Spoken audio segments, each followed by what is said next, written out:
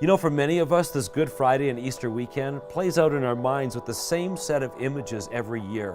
A whip, a crown of thorns, 3 nails and an old rugged cross, a stone rolled away from a tomb. And there's no doubt that these scenes are central to the divine drama. But what if there's more to the story? What if we're missing something? If we could go back in time and walk with Jesus through the last week of his life, would we see him sticking to that main street marked by those images? Or would we see him slipping down the alleys and side streets that have yet to be explored? The streets of this story are paved with history, reality, and deep layers of theology. And today we want to uncover it. So for the next few minutes, we want to invite you to swing wide the doors of your imagination. Come with us back to last Sunday, 2,000 years ago, when we find that our story begins on the streets of a little town called Bethany.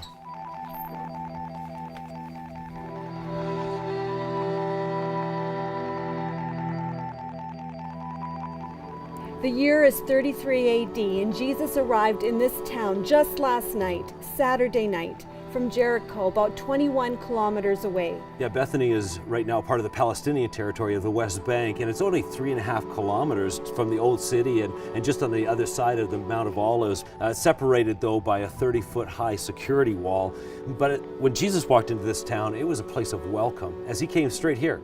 On the other side of this wall is where Mary and Martha and Lazarus' house was, and this is where he came, and it was like a family reunion. And you'll remember that Lazarus was the one that he rose from the dead, and Lazarus' tomb is right on the other side of this gate.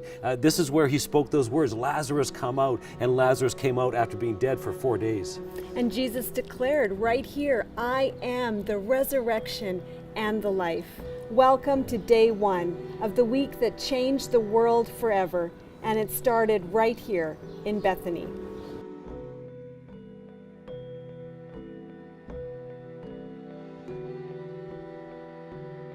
It's Sunday morning, a week before what we know as Easter, and Jesus leaves his friend's home and goes for a walk, heading to Jerusalem.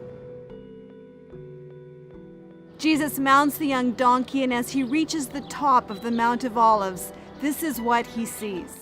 Well, sort of. I mean, you have to imagine this scene without the tour buses, without the street lamps, the paved roads, the modern buildings, and with the Jewish temple on top of the Temple Mount where the Muslim Dome of the Rock is sitting.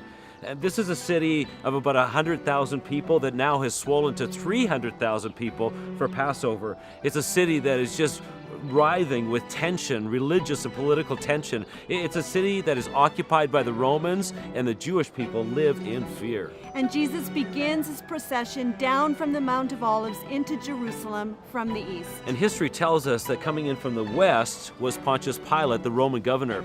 He would have been coming from about 100 kilometers away on the Mediterranean, where there was a palace that Herod had. He didn't live in Jerusalem, but because of the Passover and the swelling masses and the chance of violence and opposition and revolt, he brought all his troops into Jerusalem. And so he rides in here, and he's coming in from the west. At the same time, Jesus is coming in from the east.